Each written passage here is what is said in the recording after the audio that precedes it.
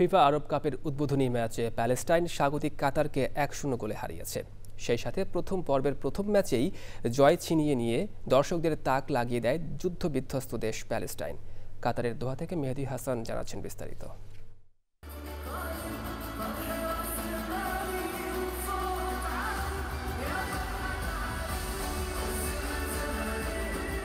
দর্শক, আজকে ছিল খেলার প্রথম দিন এবং সেরিমনি যেটি উদ্বোধনী ম্যাচ ছিল স্বাগতিক কাতারের সাথে প্যালেস্টাইন। 90 মিনিট খেলা হওয়ার পরেও কোনো গোল কোনো পক্ষে দিতে পারেনি। পুরো খেলাটাই ছিল টান টান উত্তেজনা। প্রায় 64,000 দর্শক ছিল আজকের এই আল বাইত স্টেডিয়ামে। স্বাগতিক দেশ কাতার এবং প্যালেস্তাইনের খেলা দেখার জন্য এখানে অনেক বাংলাদেশিরা আজকে এই স্টেডিয়ামে খেলা দেখতে এসেছে এবং তারা যার যার যে যে দলকে সাপোর্ট করেছে তাদের দলের পক্ষে তাদের অবস্থান ছিল। Was little bit tense, both of the team, but at the end Palestinian take one goal. البطولة يعني الافتتاح كان شيء حلو ونتشرف فيكم في قطر.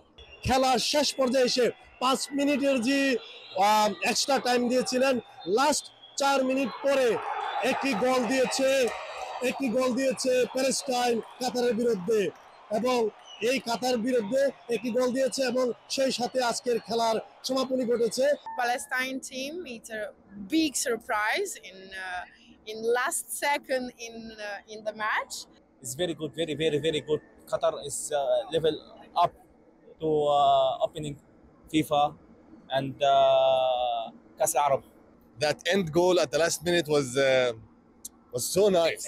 It was so nice. This is my first ever football game.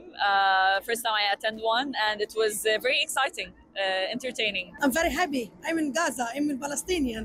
I'm very happy because the Palestinians have won. যুদ্ধবিধ্বস্ত দেশ কাতারের মতো এরকম প্রথম শ্রেণীর একটা উন্নত দেশকে হারিয়েছে, সত্যি এটা বিস্ময়কর।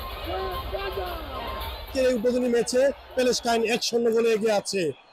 আল বাইতির আরব কাপ স্টেডিয়াম থেকে Mehedi Hasan, channel I, Doha, Qatar.